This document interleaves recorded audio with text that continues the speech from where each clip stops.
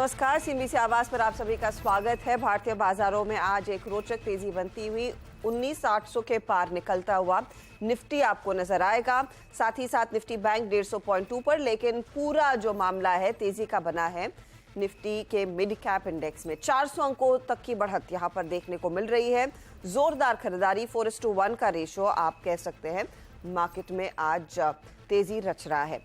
कहां से खरीदारी हो रही है वो भी आपको बताएंगे, लेकिन फटाफट से पहले कंट्रीब्यूटर स्क्रीन पर लेकर आते हैं जिसमें एक अंदाजा लग जाएगा कि किन किन शेयरों की बदौलत दरअसल ये तेजी बनती हुई। रिलायंस इंडस्ट्रीज का योगदान आज जोरदार है, करीब 15 पॉइंट का योगदान उधर। एचडीएफसी बैंक, इंफोसिस, एचयूएल ये दूसरे काउंटर्स हैं जो कंट्रीब्यूट कर रहे हैं तेजी की तरफ। मुनाफा वसूली की तरफ कोल इंडिया, एसबीआई लाइफ, एचडीएफसी लाइफ और पावर ग्रिड जैसे काउंटर्स बैठ रहे हैं। यह है फिलहाल आपके लिए ताज़ा तस्वीर। और देखते हैं यहाँ से आगे मार्केट की चाल कितनी और मजबूत होती हुई दिखाई देगी। अच्छा, इस बीच सूत्रों के हवाले से एक बड़ी डेवलपमेंट आती हुई। आज कैबिनेट की बैठक है, बैठक दरअसल शुरू हो चुकी है और इस बैठक में एक बड़ी चर्चा होगी, खास तौर से कुछ प्रेशियस मिनरल्स की माइनिंग को लेकर। लिथियम, नियोबियम जैसे मिनरल्स पर दरअसल रॉयल्टी रेट पर फैसला आता हुआ दिखाई दे सकता है। लिथियम के लिए 3% रॉयल्टी लगाई जा सकती है। आपको ध्यान रहे कि लिथियम बड़े पैमाने पर कई सारी ईवी कार बैटरीज में इस्तेमाल किया जाता है। इसकी बहुत बड़ी डिमांड भारत ही नहीं ग्लोबल मार्केट्स में है और अब सरकार इस पर शायद आज कैबिनेट में रॉयल्टी रेट तय करती हुई दिखाई देगी। तो कई सारे मेटल्स पर दरअसल रॉयल्टी संभव होती हुई दिखाई देगी। इस पर इनफैक्ट और डिटेल्स लेकर आएंगे, हमें एक्सक्लूसिव जानकारी मिल रही है और इस पर कोशिश करेंगे लक्ष्मण रॉय को फटाफट से जोड़ने के लिए।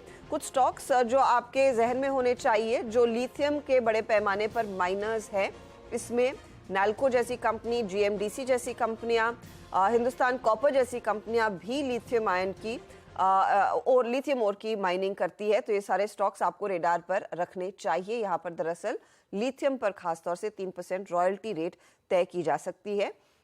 ये फिलहाल एक अपडेट हमारे हाथ लग रहा है सूत्रों के हवाले से। तो ये पूरा पैक आप रेडार पर रखिएगा। कल आपको याद होगा जीएमडीसी में एक तरफा 20% की तेजी बनती भी दिखाई दी थी और ये एक स्टॉक है जो टॉप ट्रेडेड काउंटर रहा है काफी समय से इस साल में भारतीय बाजारों में। चलिए, हमारे जानकारों की पोजीशनिंग कैसी है, उनके क्या रिटर्न्स बने हैं कल की तेजी वाली दिन में, और आज जहां पर हम देख रहे हैं एक और दिन एक्सटेंडेड तेजी का बन रहा है। तो ये है आपके सामने मामला। नीरव छेड़ा लीडरशिप पोजीशन में 7.4% तक के रिटर्न्स इनके। रुचिर जैन 2.4% के रिटर्न्स पर बैठे हैं। प्रदीप के 1.3% तक के रिटर्न्स बनते दिखाई दिए हैं। कुछ अगर इनके टॉप ट्रेड्स हो तो वो भी आपकी स्क्रीन पर आ जाएंगे और फिर बात करेंगे कि यहाँ से आगे आज की रणनीति क्या रहेगी। तो टॉप ट्रेडेड काउंटर्स में ध्यान दें, एक तो गुजरात अंबुजा एक्सपोर्ट जो प्रदीप का ट्रेड था, 3% के रिटर्न्स वहां बने। रुचित का एनबीसीसी 4.5% की कमाई करके गया है और शोभा जो नीरव का ट्रेड था 5% तक के रिटर्न्स इसमें बने। इसमें से कुछ ट्रेड्स अभी भी ओपन हैं, कुछ में शायद प्रॉफिट बुक होता हुआ दिखाई दिया है। अब आज की अप्रोच क्या रहेगी पहले ये समझते हैं। प्रदीप, आपकी क्या सलाह है, आज मार्केट में क्या करना है?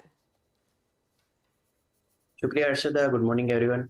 सप्ताह की शुरुआत से हमने एक पॉजिटिव रखा था। मंडे को भी जो डिप आई थी उसमें हमने बाय करने की एडवाइस दी थी और ऑन द हायर साइड जो हमारे टारगेट थे 20 डीएमए के वो आज अचीव हुए। हमारे हिसाब से ये अपमूव है, एक्सटेंड होके 19,880 का नेक्स्ट टारगेट बता सकती है।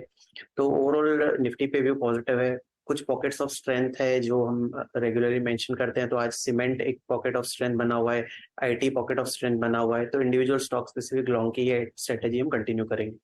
ओके, तो तेजी का ट्रेड ही बनाए रखें। रुचित, आपकी अप्रोच, कोई खास सेक्टर स्टॉक जो आपने आज के लिए आइडेंटिफाई किया हो? जी very good morning. Overall trend no doubt कल के सेशन में जो हमने पॉजिटिविटी देखी उससे मोमेंटम रीडिंग्स में भी पॉजिटिव आया है। सो आई थिंक मिड कैप्स पे ही ज्यादा फोकस रहेंगे क्योंकि निफ्टी मिड कैप इंडेक्स ने भी अपने 40 ईएमए के ऊपर अच्छा सपोर्ट लिया है। सो आइडियली हम एक्सपेक्ट कर रहे हैं कि वहां पे जो आउट परफॉर्मेंस है वो फिर से यहाँ से स्टार्ट हो जाता है। सो मेरा ज्यादा फोकस आज मिड कैप्स पे ही रहेगा। मिड कैप्स पर फोकस रुचित का। नीरव, आपकी क्या तैयारी है? Good morning, Harshada ji, and good morning to the panel. देखिए, I agree with both of them. Nifty perspective में जब निफ्टी नीचे आ रही थी तभी भी 19,500 600 के पुश स्ट्राइक में अच्छा बिल्टअप देखने मिल रहा था. That was an indication of the bounce. और अब 19,800 के ऊपर निकल चुकी है तो डेफिनेटली थोड़ा बहुत और एक्सटेंड हो सकता है ये rally up to the 20,000 odd levels. और ब्रॉड बेस्ड बाइंग दिख रही है मिड कैप, स्मॉल कैप और लार्जर कैप्स में. So at this point of time mid cap में ज्यादा रिटर्न बन सकता है, तो मिड कैप पे ज्यादा फोकस होना चाहिए. ओके, तो मिड कैप्स पर ही फोकस हमारे जानकारों का रहेगा. चलिए फिर इनके पोर्टफोलियोज को भी भापना शुरू करते हैं.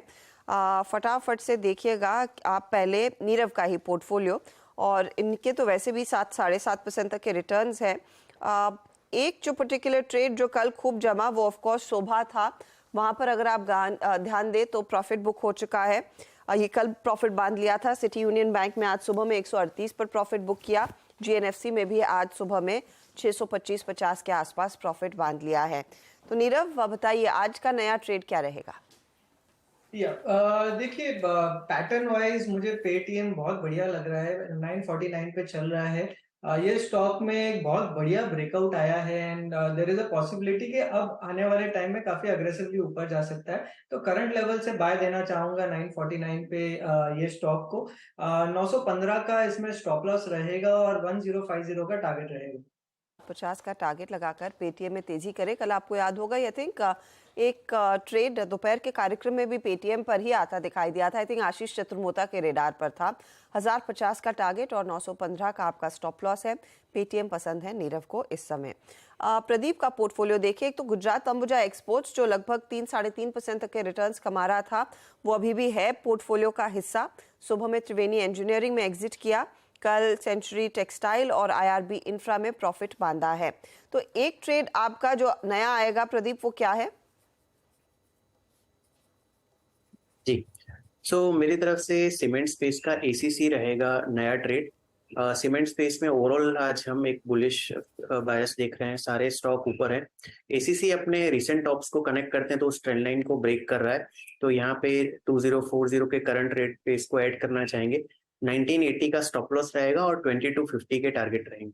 2250 के टारगेट के लिए एसीसी में तेजी. 2.5% वैसे भी ऊपर है काउंटर. 2041 पर ट्रेड करता हुआ और बढ़त देखने को मिलेगी. तो आपका टारगेट 2250 का और 1980 स्टॉप लॉस के तौर पर करेगा काम. यह है एक और बाय साइड का ट्रेड. रुचित का पोर्टफोलियो देखिए तो आरसीएफ के ट्रेड के साथ ये दरअसल बने हुए हैं. एक्विटास में इन्होंने आज सुबह में 9750 पर प्रॉफिट बांधा. एनबीसीसी भी जो इनका टॉप परफॉर्मिंग स्टॉक था कल बुक किया था. 66 के टारगेट था. 6340 पर आज कर रहा है ट्रेड. आपका नया ट्रेड रुचित? जी मेरा पहला ट्रेड रहेगा वो वेल्सपन इंडिया में खरीदारी की सलाह रहेगी. सो यहाँ पे आज हमने देखा है रिसेंट करेक्शन के बाद में एक अपमूव का रिजम्पशन हुआ है. आज मॉर्निंग में ही अगर वॉल्यूम्स देखें तो डेली वॉल्यूम्स के कंपैरेटिव में काफी अच्छे वॉल्यूम्स इस स्टॉक में हुए हैं. तो करंटली 123.50 के आसपास ट्रेड कर रहा है. करंट लेवल्स पे इसको खरीदारी की सलाह 118 के स्टॉप लॉस से 135 के अराउंड के टारगेट्स के लिए. 135 का टारगेट रहेगा और स्टॉक देखिए 123 के आसपास लगभग 5.5% की तेजी में है. तो मोमेंटम है इसमें जोरदार आज के दिन और तेजी बनेगी. 135 टारगेट, 118 का स्टॉप लॉस. अच्छा, by the way Pradeep, Ruchit और नीरव तीनों एक एक ट्रेड जोड़ सकते हैं. आपके हाथ में कुछ है रुचित नया? नहीं ऐसा है. फिलहाल मैं ये एक ही ट्रेड के साथ जाऊंगा और may be letter during the day मैं दूसरा स्टॉक ऐड करूंगा. प्रदीप आपका क्या इरादा है?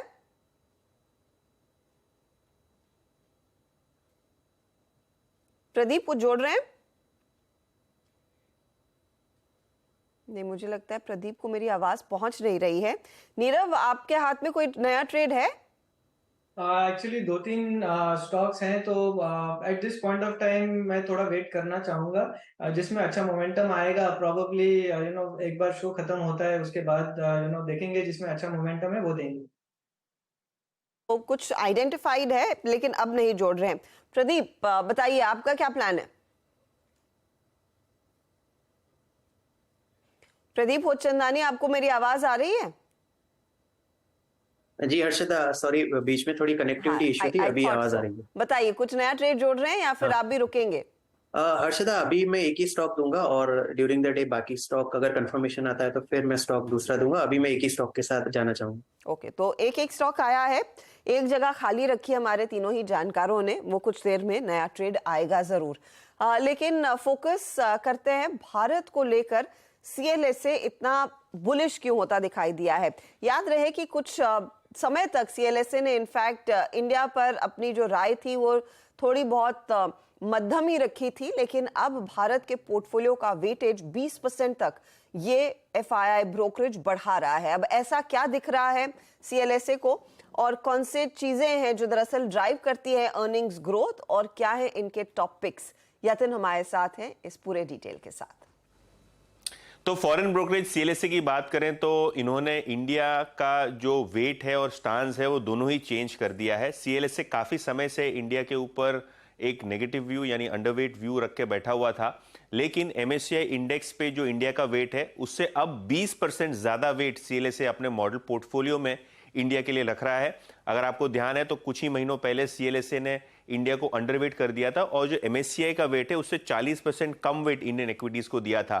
लेकिन सीएलएसए को लगता है कि जिस हिसाब से overall macro economic Indian situation improve हुई है, इससे शायद आपको इक्विटीज में आउट परफॉर्मेंस होता हुआ दिखाई पड़े। जहां तक कि सेंट्रल बैंक का सवाल है यानी आरबीआई का सवाल है, उनकी पॉलिसी भी बहुत जबरदस्त तरीके से बेटर है यूएस फेडरल रिजर्व के मुकाबले। और ओवरऑल अगर हम देखें तो जो सस्ता क्रूड ऑयल हम रशिया से इंपोर्ट कर रहे हैं और जो करंटली फ्यूल सप्लाई सिचुएशन है इंडिया में, उसका कोई एक्सटर्नल शॉक नहीं दिखाई पड़ रहा है इकोनॉमी में। इनफैक्ट जो ग्लोबल इकोनॉमिस्ट हैं और जो आईएमएफ है, इन्होंने इंडिया की ग्रोथ आउटलुक पर भी अब सुधार बताया है, जिसको मद्देनजर रखते हुए सीएलएसए ने बदलाव किए हैं। जहां तक कि इमर्जिंग मार्केट्स का सवाल है, इनको लगता है कि इंडिया का वैल्यूएशन जो करंट है वहां से भी आप 22% की ओवरऑल अपसाइड मार्केट में देख सकते हैं, जिसके कारण यहां आपको बेहतरीन तरीके से रैली होती हुई दिखाई पड़ सकती है। एफआईआई की जो पोजीशन है वो ओवरबॉट नहीं है इंडियन इक्विटीज में। इनफैक्ट जो एफआईआईज हैं इनकी पोजीशंस को देखते हुए सीएलएसए को लगता है कि यहां से भी फर्दर हेडरूम है एफआईआईज की खरीदारी करने के लिए। और अगर हम बात करें जो ईपीएस ग्रोथ है इंडियन कॉर्पोरेट्स के लिए, ये जीडीपी ग्रोथ से सपोर्टेड रहेगी। कौन से स्टॉक्स वो हैं जहां वो बुलिश हैं?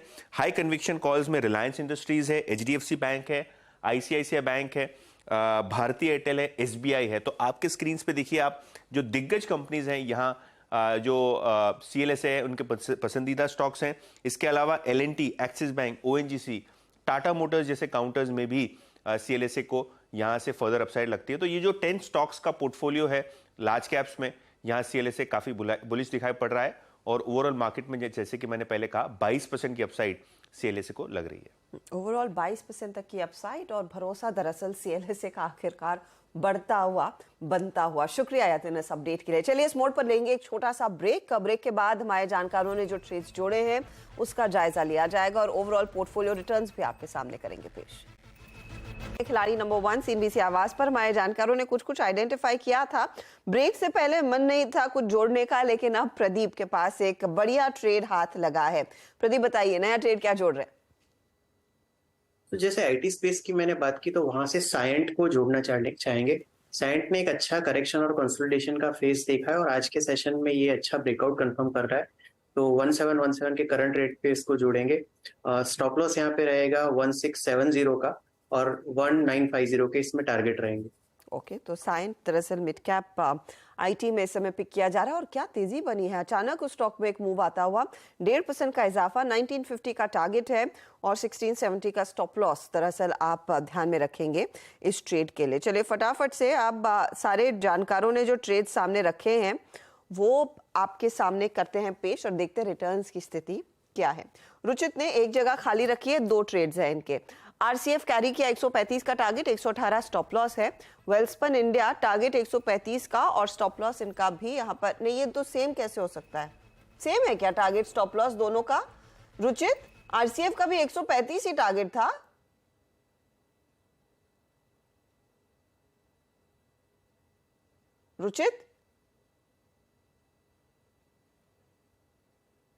रुचित आप म्यूट पर हैं या आपको आवाज नहीं सुनाई दे रही है? अच्छा प्रोड्यूसर साहब करेंगे प्लीज। मैं पूछ रही हूँ ये दोनों आरसीएफ वेल्सपन के same target same stop loss है? या दोनों के सेम ही है। हाँ, थोड़ा सा मुझे कंफ्यूजन हो गया। अच्छा, दोनों सेम है, 135 टारगेट और 118 स्टॉप लॉस। 0.73% के रिटर्न्स आरसीएफ में और वेल्सपन करीब 0.32% तक के रिटर्न्स देता हुआ। ये फिलहाल है रुचित का पोर्टफोलियो का रिटर्न। अब लेकर आते हैं नीरव का पोर्टफोलियो। तो नीरव ने एक जगह खाली रखी है और एक स्टॉक जोड़ा है। पेटीएम 1050 का टारगेट 915 आपके लिए स्टॉप लॉस का काम करेगा। और रिटर्न्स अगर आप देखें इस पर्टिकुलर घंटे थोड़ा सा ड्रैग कर रहा है, शांत बैठा है पेटीएम, आज 0.03% का डाउन टिक है। लेकिन प्रदीप का पोर्टफोलियो देखें, एक तो इन्होंने कैरी किया गुजरात अंबुजा एक्सपोर्ट और 2 नए ट्रेड जोड़े। गुजरात अंबुजा में 395 टारगेट 344 स्टॉप लॉस। एसीसी नया जोड़ा 2250 टारगेट 1980 स्टॉप लॉस। और साइंट फिर आया है अभी 1850 का टारगेट और 1670 स्टॉप लॉस है। तीनों के रिटर्न्स अब आपकी स्क्रीन पर आ जाएंगे। यहां पर गुजरात अंबुजा 2.5% कमा रहा है, 0.35% के रिटर्न्स एसीसी में और साइंट 0.22% की कमाई करता हुआ। ओवरऑल रिटर्न्स की स्थिति क्या है, मुनाफे का मीटर क्या कह रहा है, ये अब आपकी स्क्रीन पर लेकर आते हैं। तो नीरव छेड़ा आगे है 10.4% के रिटर्न्स। अब दूसरे स्थान पर 5.47% के रिटर्न्स के साथ रुचित जैन और लगभग 3% की कमाई प्रदीप होचंदानी की हो रही है। ध्यान रहे रुचित और नीरव एक एक ट्रेड आगे फिर जोड़ने वाले हैं, एक जगह इन्होंने रखी है खाली। तो ये है फिलहाल आपके लिए ताज़ा तस्वीर खिलाड़ी नंबर 1 की। अच्छा, मार्केट पर एक बार नजर डाल लेते हैं। 19,803 के आसपास निफ्टी बैंक ऊपरी लेवल से थोड़ा सा खामोश होता हुआ 101 अंकों की बढ़त देखने को मिली थी, अब 108 अंकों की बढ़त है। तो ये फिलहाल निफ्टी बैंक का हाल है। बैंक ऑफ बड़ौदा आपकी स्क्रीन पर लेकर आते हैं क्योंकि धीरे धीरे करके इस स्टॉक में दरअसल मुनाफा वसूली बढ़ती हुई दिखाई दे रही है। एक बार चार्ट चेक अगर आप रुचित इस पर दे सके, कंस्ट्रेंग जो अपडेट है बैंक ऑफ बड़ौदा के लिए वो अच्छा नहीं है। आरबीआई ने इनका जो बॉब वर्ल्ड डिजिटल प्लेटफॉर्म है उस पर नए कस्टमर्स को ऑनबोर्ड करने से रोक लगा दी है। कुछ खामियां हैं, वो जब ठीक होंगी तभी इनको इजाजत रहेगी। बॉब वर्ल्ड कह रहा है या फिर बैंक ऑफ बड़ौदा कह रहा है कि इस पर वो काम तुरंत प्रभाव से करना शुरू कर चुके हैं और जल्द से जल्द इस मैटर को एड्रेस किया जाएगा। चार्टिकली क्या संकेत है? सुबह में कुछ संभलने की कोशिश कर रहा था लेकिन अब गिरने लगा है। जी आशा जी, आई थिंक ये जस्ट एक टेम्पररी करेक्शन होगा स्टॉक में, क्योंकि मोमेंटम रीडिंग्स भी थोड़े ओवरवर्ड जोन में थे तो वो कूल ऑफ हो जाएंगे। लेकिन लगता नहीं कि स्टॉक 200 के नीचे जाएगा। सो आइडियली अगर आप mid to long term perspective से है देख रहे हैं तो जब भी ऐसे कुछ करेक्शंस आते हैं तो वो अच्छी बाइंग अपॉर्चुनिटी स्टॉक के लिए बन सकती है। सो जस्ट इंट्राडे ट्रेडर्स को अवॉइड करना चाहिए। बट नो, जो अगर आप थोड़े से मिड टर्म के लिए देख रहे हैं तो ये डिप में बाइंग अपॉर्चुनिटी 205 से 200 की रेंज में ढूंढनी चाहिए। रुचित, नॉर्मली हम कहते हैं ना इस स्टॉक की ये लक्ष्मण रेखा है। बैंक ऑफ बड़ौदा के लिए ऐसा कोई खास लेवल है जिससे जो टूटे तो फिर शायद सेल साइड का सिग्नल आए? तो मेजर 197 देखेंगे तो स्टॉक का 89 EMA का सपोर्ट है। और पिछली बार भी जब ये स्टॉक ने करेक्टिव फेज दिखाया था तो उसी एवरेज के आसपास ये स्टॉक ने सपोर्ट बेस बना के अपमूव का रिजम्पशन दिया था। So ideally trend reversal level देखें तो 197 के नीचे रहेगा। सो इनकेस 205 से 200 की रेंज में स्टॉक को खरीदारी करना चाहिए और जिसमें फिर आप 197 के नीचे स्टॉप लॉसेस रख सकते हैं। ओके, तो 197 वो लेवल इंपॉर्टेंट है, वो टूटेगा तो शायद अलार्म बेल्स रिंग होंगे। लेकिन फिलहाल 3% के नुकसान पर और टेम्पररी करेक्शन है, ये मानना है रुचित का। चार्ट्स पर अभी तक ब्रेकडाउन के कोई आसार नहीं बने हैं। चलिए लेंगे इसी के साथ एक ब्रेक का। ऑल द बेस्ट आप तीनों को आज के ट्रेड के लिए। ध्यान रहे 2 ट्रेड्स और हमारे जानकार दे पाएंगे, उसमें कोई भी बदलाव होगा जब भी होगा वो जानकारी हमारे सोशल मीडिया हैंडल्स पर हम हाजिर करेंगे ही। साथ ही आपको बताएंगे 1 बजे मिड कैप मंत्र में ताज़ा हाल खिलाड़ी नंबर 1 के जानकारों का। ब्रेक के बाद पूरा ध्यान कमोडिटी मार्केट के एक्शन पर।